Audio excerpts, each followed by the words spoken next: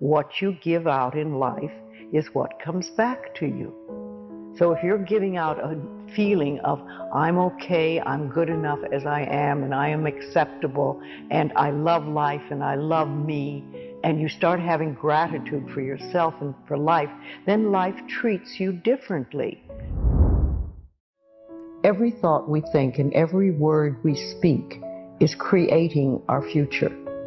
It's as though our thoughts go out into the universe and are accepted and brought back to us as experience.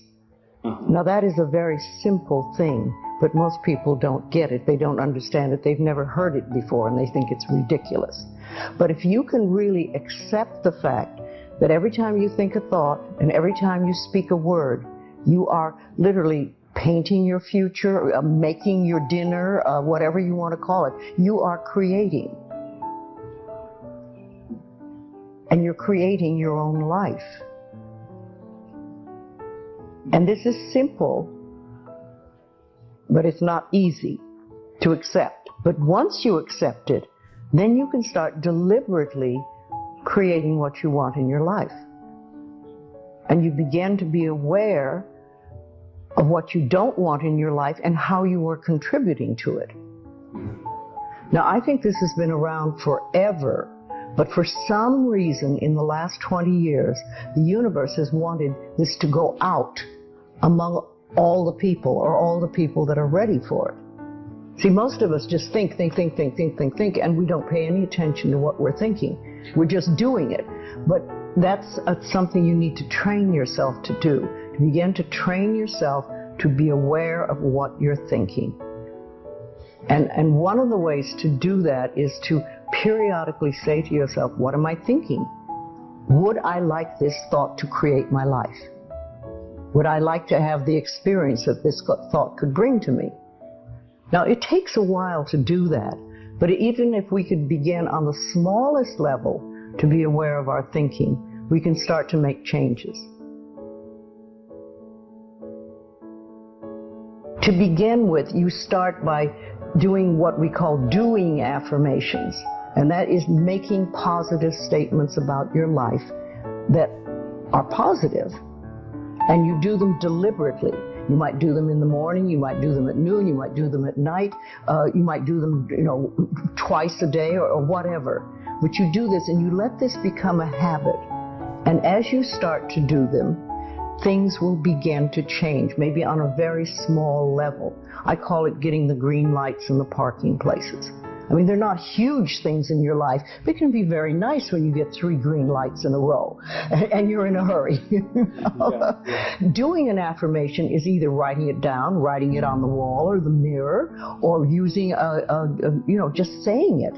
What I like people to do is to stand in front of a mirror and do their affirmations.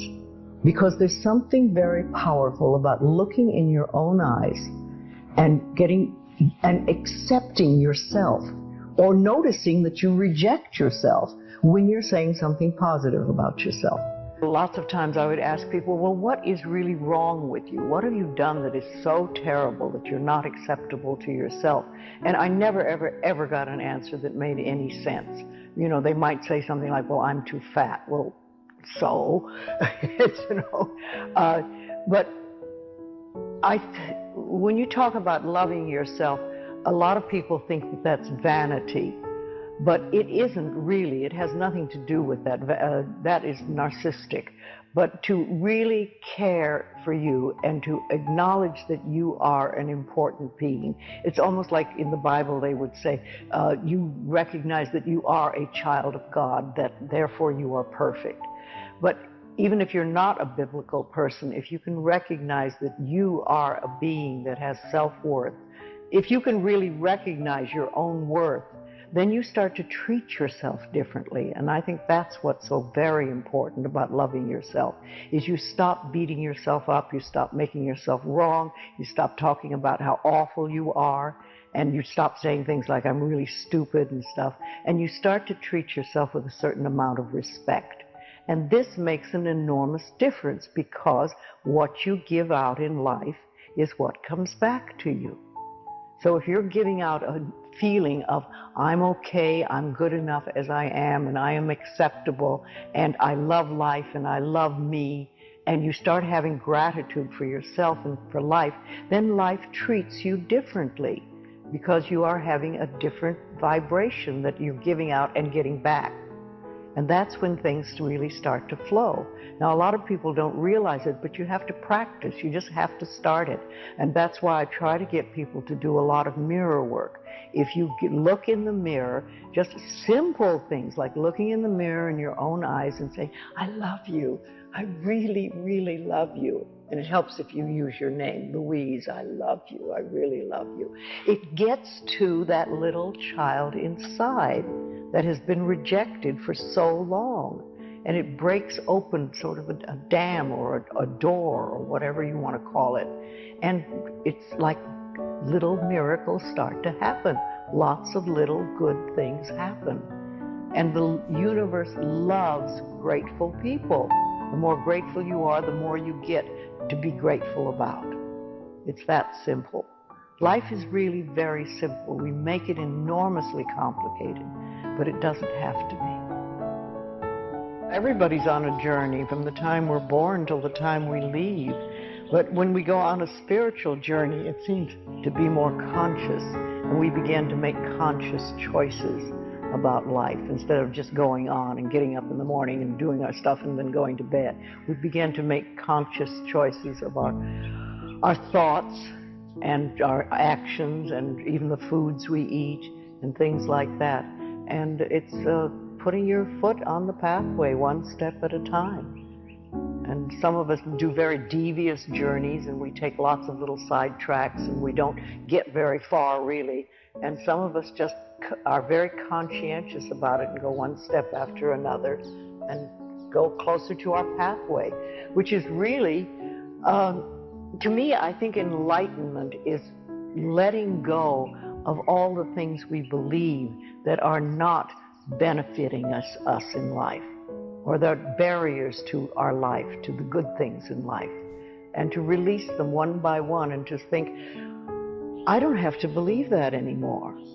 Your inner goal is joy and harmony and peace. Harmony is being at peace with yourself. It is not possible to have stress and inner harmony at the same time. When you are at peace, you do one thing at a time, and you don't let things get to you. When you feel stressed, do something to release the fear. Breathe deeply or go for a brisk walk. Remind yourself that I am the only power in my world, and I create a peaceful, loving, joyful, fulfilling life. You want to move through life feeling safe. Don't give a little word like stress a lot of power. Don't use it as an excuse to create tension in your body. Nothing, no person, place, or thing has any power over you. You are the only thinker in your mind, and it is your thoughts that create your life. So train yourself to think thoughts that make you feel good. That way, you will always be creating your life out of joy and in joy.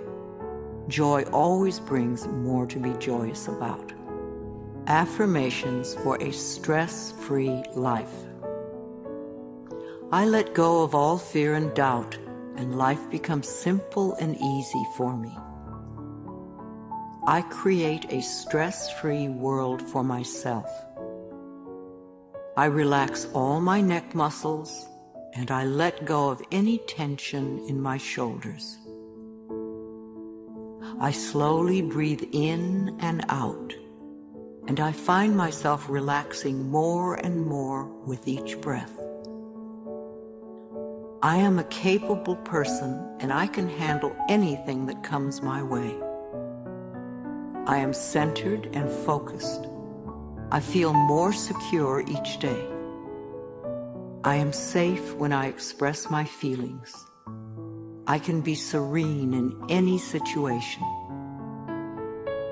I am comfortable with my finances. I am always able to pay my bills on time. I trust myself to deal with any problems that arise during the day. I realize that stress is only fear. I now release all fears.